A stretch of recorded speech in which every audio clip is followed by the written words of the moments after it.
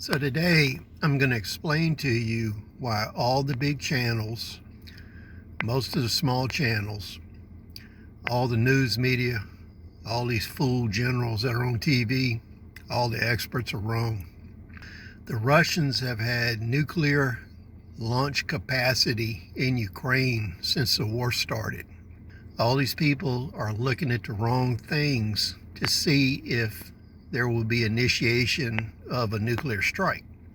The reason is the 152 millimeter, the 203 millimeter, and the 240 millimeter artillery systems are all nuclear capable. They've been sitting in Ukraine in use by the Russians the entire war.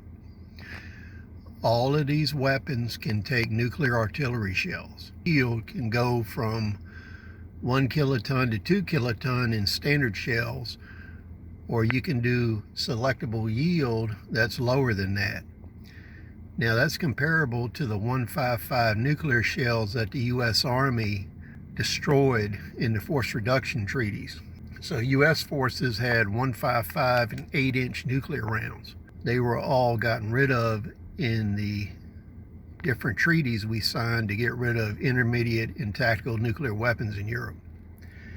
Now, the other thing people do not seem to be talking about or don't know about is the forward deployment theory. This is a tactic where you forward deploy and you use man packs. You set them in place and detonate them. So you could easily have a halo drop that took place in another country, whether it was Russia, whether it's one of the occupied territories, and you can drop glide 40 or 50 miles into another country.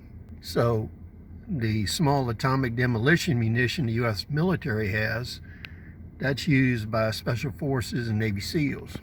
They can deploy that from a halo drop, drift into a country. That weapon is selectable yield up to around 9 kilotons. And it has a timer that can go up to 9 days, I believe. So, of course, the Russians have similar things. So the point I'm making here is there will be no warning in the lead up. They're all looking at all these other nuclear systems that are being moved around, and it's a big shell game. So while they're watching that, the Russians can take the equivalent of a deuce and a half, which is a ZIL truck or a TAM, and they can put 5 nuclear rounds in the back of it, drive it over to an artillery piece, launch them before anybody knew what happened. The other thing they could do is a halo drop, insert into water, set the timer, leave the munition in the water body. So if you have a port facility where you have salt water or a lake that is dumping into the ocean, you could actually deploy that. And you would get radioactive sodium, which is extremely deadly, but not long lasting. Or you could do a halo drop and do a land deployment as a nuclear landmine. So these deployments are possibilities that nobody is discussing. They're totally absent from all these self-styled experts and all of these questionable sources that are being reported by all these people.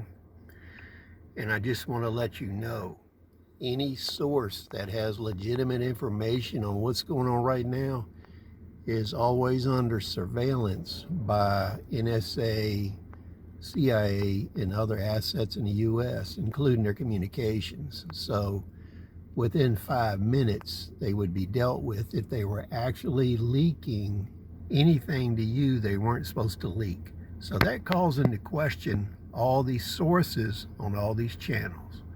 Please share your thoughts. See you on the next video.